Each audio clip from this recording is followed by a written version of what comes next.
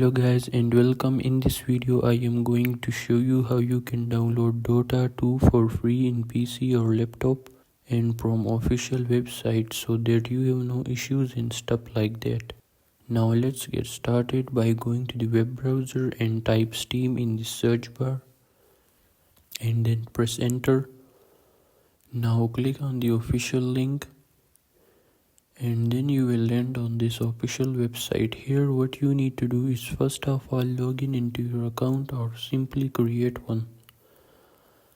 After that just simply go back and type DOTA 2 in the search bar.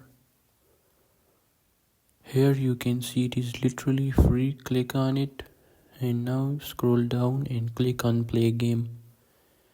Here if you have Steam already downloaded, then select yes, Steam is installed, otherwise download Steam first.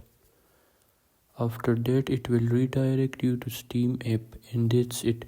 Make sure to like and subscribe for more. Thanks for watching and I will see you in the next video.